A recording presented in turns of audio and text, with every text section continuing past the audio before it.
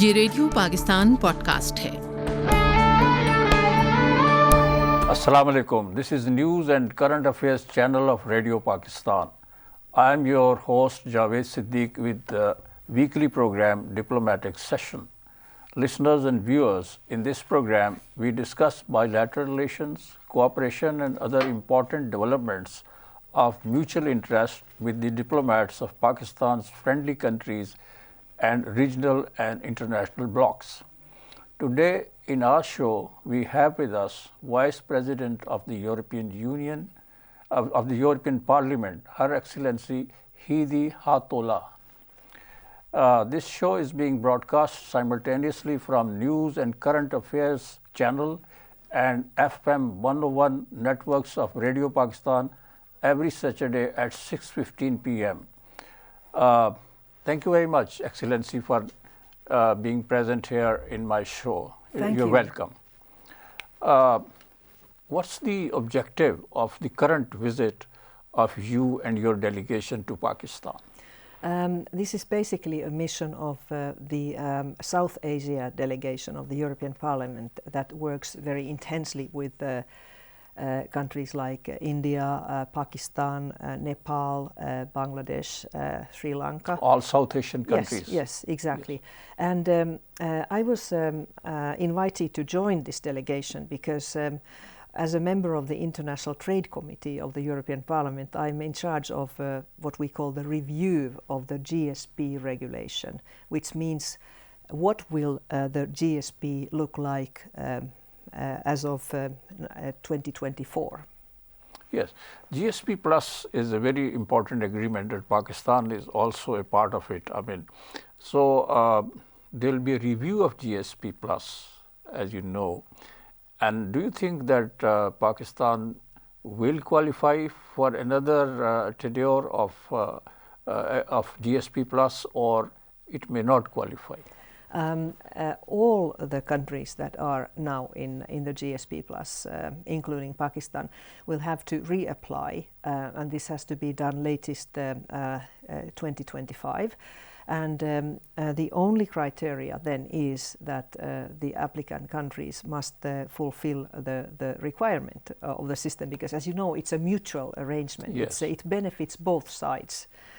So I would not prejudge anything of what will be, but clearly the EU is monitoring very carefully the implementation of the GSP Plus in Pakistan in detail. There will be the next monitoring mission in 2022. Next year? Yes. So there are 27 conventions, as I believe, which need to be adhered to by Pakistan or any country which is enjoying the status under GSP Plus. So do you think Pakistan is making progress on that? We see progress. We definitely see that some elements of, for instance, women's rights, gender equality are progressing. To name some, but there are concerns, and we should discuss these because it's something that also touches the rights of each and every one in this country. So this is not a top-down exercise. It's something that the EU wants to help Pakistan and other GSP Plus countries to implement the international human rights conventions. And as you know, this is not something that is brought to the countries from outside. It's something where we have all agreed on in the United Nations during many years. And there will be some new conventions that will have to be added to the present system. Why? It's not because we want to somehow plague the countries with more responsibilities, but it is that international law has also evolved since the introduction of the GSP Plus regime. And I could mention the Paris Agreement against climate change. Yes, which touches everyone on this planet. And yes, it's an urgent need to also combine that with trade agreements. And there will be agreements on good governance. There will be something on the UN Convention on the Rights of Persons with Disabilities. I know that Pakistan is already dealing with it, so there's plenty of work to do for both sides. So on the GSP Plus again, Pakistan needs to enhance its exports to the European countries or European Union countries. So what do you suggest? What should Pakistan do to enhance its trade with these countries? Concerning exports from Pakistan to the European Union, I think it would be beneficial for Pakistan to really try to diversify the production. You know, you could now it's very much textiles. It's good, but it could be more than that, and it could be manufacturing. Engineering goods. Yes, exactly. Yeah. So my aim with this review, representing the European Parliament's position on it, which is still evolving, is that we should find ways to also to help and support Pakistan in creating a better business environment. And I'd like to say that one of the pleasant things that I've seen is that Pakistan now has adopted National Action Plan on Business and Human Rights. Yes. This is what I'm very busy with in the European Parliament as well. So we see very good elements here which could help exports of Pakistan also to the European Union, because what this plan is calling for is that companies themselves should eliminate child labor, forced or bonded labor from their business operations, and that they should practice what we call human rights due diligence, which means that they are invited to eradicate human rights violations from their supply chains. Production units and industry and all that. Yeah, that Pakistan is doing. The whole supply chain. So this is also very much coming now in the European Union. We are in the process of putting place in legislation which would oblige companies operating in the EU to eradicate human rights violations and environmental destruction from their supply chains. And I believe that this would be beneficial for workers in Pakistan. It would be beneficial for the environment. It would help to combat climate change. So trade is not anymore just trade indeed. Yes. On the political level, the European Union and Pakistan, they have been consulting each other from time to time. You think you're satisfied with the political consultative process? That's maybe not so much my field, because I'm primarily here, by the way, for the first time ever in Pakistan, which is a great eye-opener to this part of the world indeed. So I think it's important that we deepen our partnership between Pakistan and in the EU. And but I would also say that the trade and the GSP Plus is a very important part of it, because we also discuss very broad topics like freedom of expression and human rights in general. And as I said, business and human rights will become a very important topic in the future. There is an engagement agreement between European Union and Pakistan. I think it's a 5-year agreement, and European Union is a partner of Pakistan in the development process. Yes. So that partnership, do you think will continue? It will sustain itself? Yes, I think it goes without saying. So indeed, there's so many things that we can do together, and the EU, as you know, is quite an important development partner to Pakistan as well.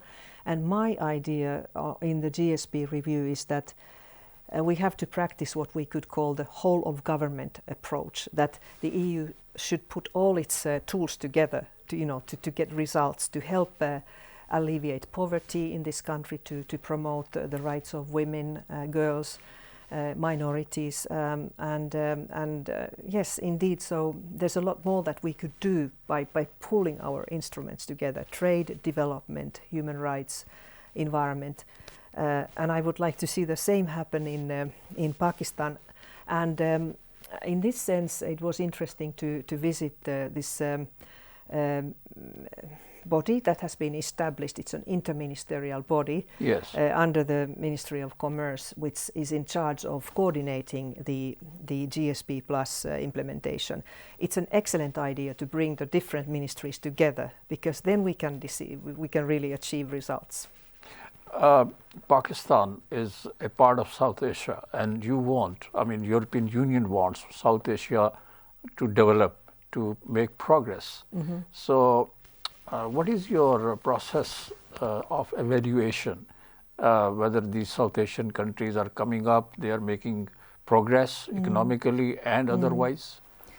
Well, I can only be an observer, but it seems to me that, for instance, I realized that one of the main challenges of this country to provide jobs for young generations and education and health is that there's still there's an enormous population growth, and we know that if a country wants to stabilize its population, there's one trick that does it all: empowering women. And believe me, this has worked in countries like in Africa.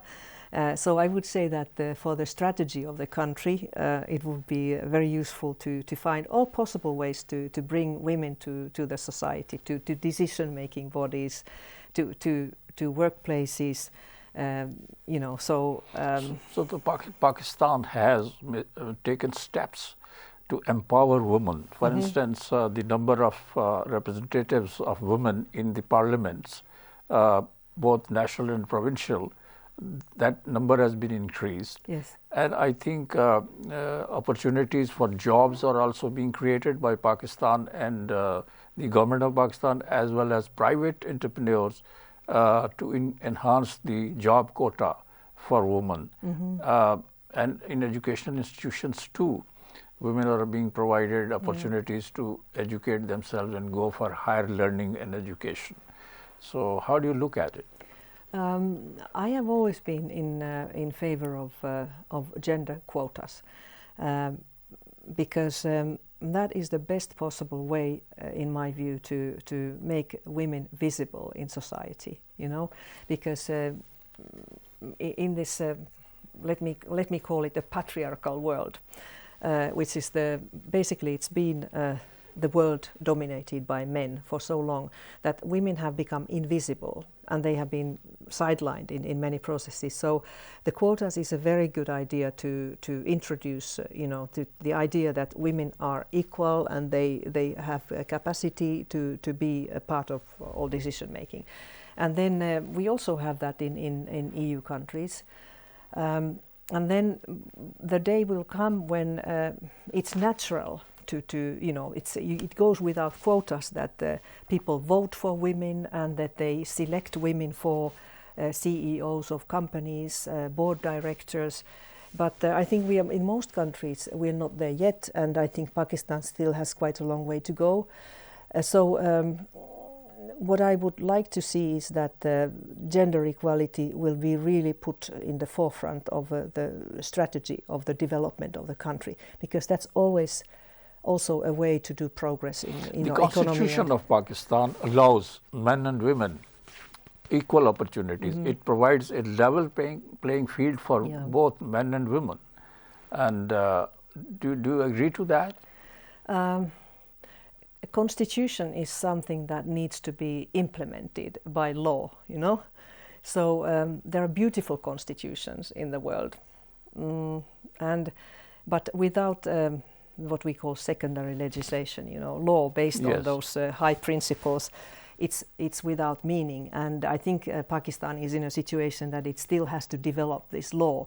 And let me say that it's relatively easy to adopt laws by parliaments, but it's quite another story to implement them and enforce. So you hear me say 10 times implement, because that it's really, and this will be at the core of the GSP Plus monitoring as well. Yes. What other tools to enhance trade between European Union and Pakistan can be introduced besides this GSP Plus? This is a difficult because question. You have had meeting with the trade minister and I think the authorities today.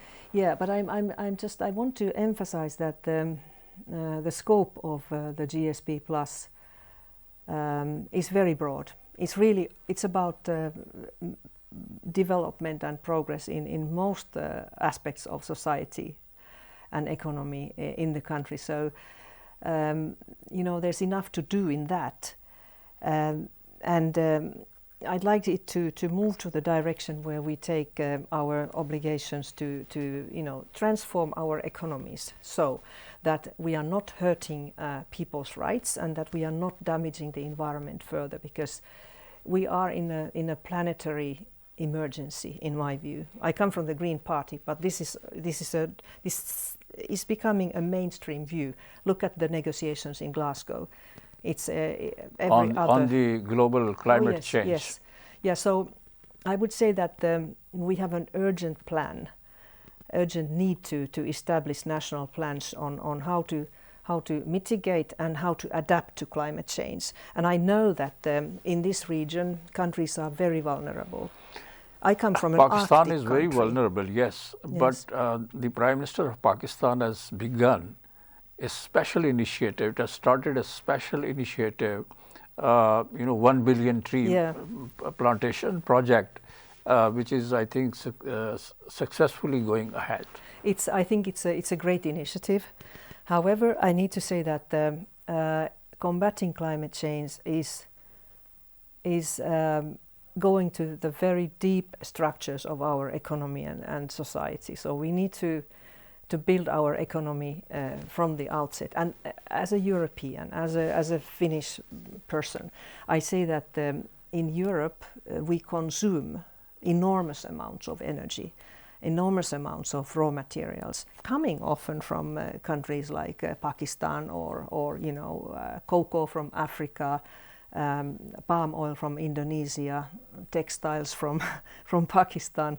So we are not innocent in this. So we also have to transform our own economies, yes. And but then I think we can maybe also help poorer countries to introduce technologies that are from the outset sustainable, and that we have to overcome, for instance, the fossil fuel economy very soon until, I would say, it's difficult to say when, but we need to start now. So what can we do to help other countries besides ourselves? We need to help ourselves to so that people don't suffer from this transformation, so that nobody is left behind, as we say it in the UN. Pakistan, as you know, is one of the worst hit countries from the climatic change point of view.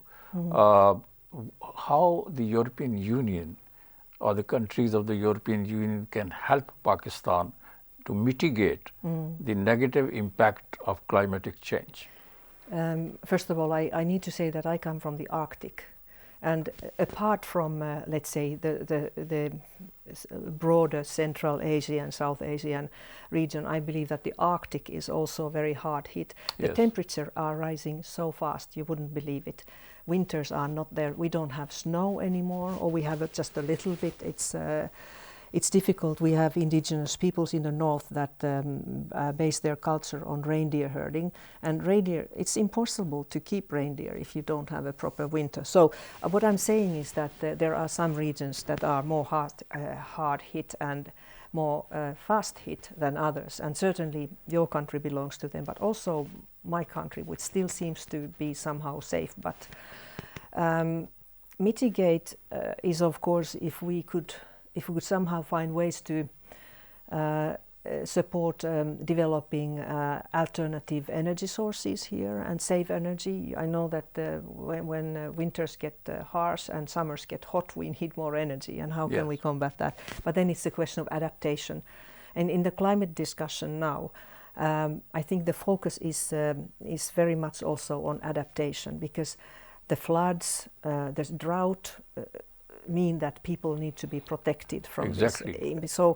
So there we need a strategy to basically counter all these negative effects of climate change. Yeah, on one hand we need to stop heating the climate, and on the other hand we need agreement to has help been to adapt. Reached, I think, at the Glasgow. Is that right? And I've been in Pakistan, so I haven't followed the news. Okay. Secondly, in Paris, it was agreed that a special fund would be created for those countries who are worst hit by the climatic change.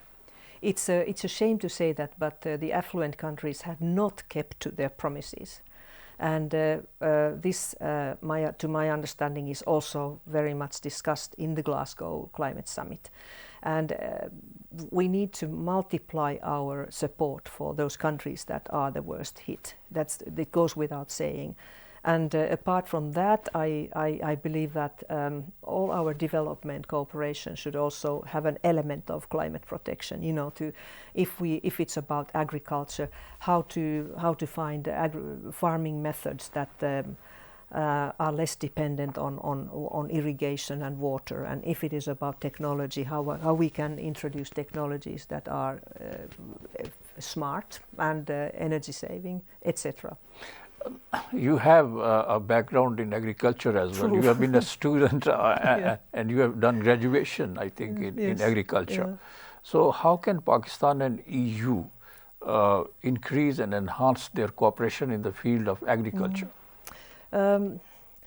Yeah, I have to confess that I have a master's degree from agriculture or horticulture from the Helsinki University, but I became so active in politics so early by founding a Green Party together with my friends, etc., that I never really practiced my profession. But I'm very grateful because I understand the importance of living soil. I understand the importance of food safety, food security, and I think in Europe the trend is more and more how to find ways to support organic agriculture, because we have, you know, the bee.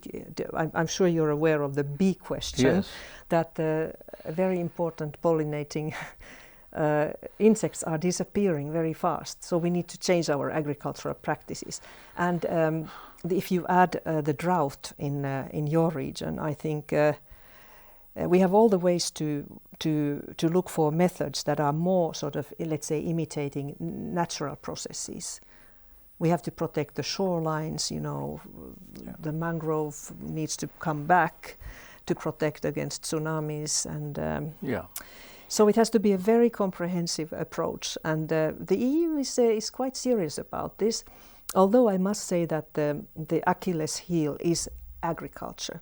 Because there you see the traditional productivist ideology very strong, and the farmers' unions are really defending the traditional way of doing agriculture, which is based on mechanical and chemical methods. So what is your message to the people of Pakistan while you are here on the first visit to this country? That it benefits the whole nation, that it takes further steps in respect of human rights. And we are supporting you. And of course, the well-being of Pakistani people is key, and that's why we need to be even smart in our development cooperation. How can we alleviate poverty? How can we support creating good, sustainable jobs with decent pay? You know, because not all the foreign brands, including European brands, are ready to pay living wage to the workers in Lahore factories. So this is very much about business and human rights, and I'm personally going to focus even more on these questions now that I've learned that also Pakistan has a wonderful action plan. The last question is that, as you have said, that Pakistan has a huge young population. Yep. And this population is suffering from joblessness. So can there be a step or a strategy from the European Union to reduce this growing number of jobless people? Yeah, if we look at the coming decades, then I believe that it's in the interest of Pakistani people and also Pakistani government to sort of stabilize the population growth, because it's really high. It's very high, and this means that for future generations there will not be enough jobs and education. So, but I repeat every time I'm asked to speak about this kind of things, is that to bring the women to the forefront of the society, in economy, in politics, in community, at home, to defend their rights is the best way to make sure that people do not need to have so many children, because not all the children are wanted. And however much I love children and my grandchild and so on, so I think many families would and many women would be happy if they had less population children. planning. Yes, I've heard that during some previous governments, I don't know exactly which one, that there was a very effective family planning program. So I warmly recommend. Thank you so much. It's good for women and men and so families. Much. Thank you. Listeners and viewers, this is all with today's show in Diplomatic Session. Next week we will have with us a new personality. The producer of today's program was Saeed Ahmed, video engineer Waqar Javed, and executive producer Abdul Rauf Khan. This show is also available on Radio Pakistan's official website www.radio.gov.pk, social media platforms, and Radio Pakistan's podcast at podcast.radio.gov.pk. I'm your host Javed Siddique, signing off from today's Diplomatic Session. Thank you very much, Excellency, that you came and participated in this show. I'm so grateful. Thank you so much. Thank you. It was my pleasure. Right, thank you so much. ये radio Pakistan podcast है।